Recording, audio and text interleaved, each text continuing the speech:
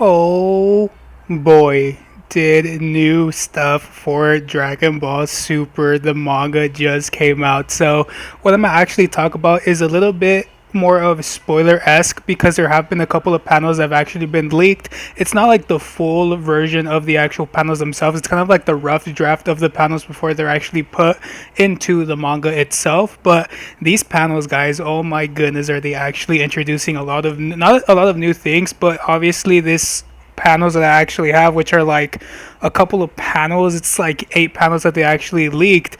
It has to do with Vegeta versus Moro. Now, what can I tell you about this fight? Well, from the looks of things, this fight looks to be very, very intense. Like, we have some panels of Vegeta beating up Moro, another panel of Moro smacking Vegeta around. Like, it looks like it's going back and forth in terms of what exactly is going on. But from what I'm actually seeing, it looks like Vegeta within his Super Saiyan Blue evolution form is actually standing a chance against Moro, which is really crazy to think because the only one who was actually managing to keep up with Moro at this point was the Omen of Ultra Instinct Goku. So, can this kind of make a little bit of confirmation that Super Saiyan Blue evolution is on par with Ultra Instinct? From what we see, it kind of looks like it is that way within the manga, but if we actually look deeper, I'm pretty sure the Omen of Ultra Instinct is still stronger than Super Saiyan Blue Evolution. But man, like, in terms of what is going on, everyone is shocked. Like, within some of the panels, we actually see Jocko, Piccolo, Gohan, the two androids, Goku, all of them seem to be shocked and analyzing the fight that Vegeta is actually having. And even at some points, Moro is actually surprised himself. Like, there's not really that much dialogue in terms of Moro's facial expressions, but they are facial expressions of shock, which is very, very interesting to see because we've never seen Moro look so shocked in terms of seeing an opponent. He's usually just calm and collected and knowing that he's able to actually overpower the person that he's actually fighting. But what I actually want to note within all of these panels, because obviously it's just a lot of fighting going on, some Vegeta punching Moro in the gut, another panel is Moro just slapping Vegeta out the way, Gohan looking scared that Vegeta's getting slapped around. But the one panel that I do want to talk about is actually towards the end where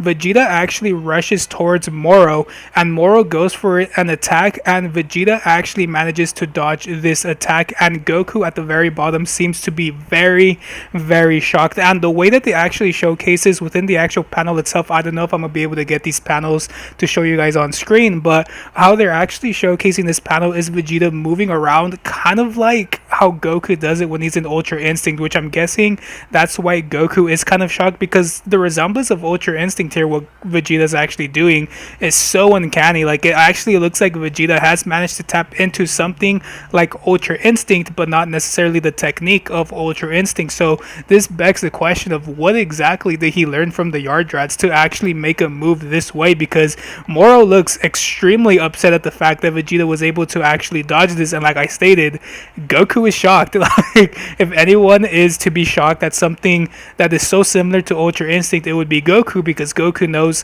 how that actually looks and how it feels to actually dodge something like that attack. But at the end of the day, these spoilers that they actually introduce are nothing too major. Obviously, it's just fighting here and there. Hopefully, within the actual chapter, we get more of what exactly is happening, especially with Vegeta dodging. Like, I'm really, really curious as to what exactly Vegeta did in order to actually dodge that. Like, does he actually have some possession of Ultra Instinct within him to do stuff like that, or is that just part of his spirit control that he actually has in check to actually be able to move like a little bit faster? But man, oh man, these, I just want to make this quick video because honestly, these panels, man, like, it's really crazy how the Moro arc is actually getting to the point where it is, where Vegeta's like the main head honcho to actually take on Moro.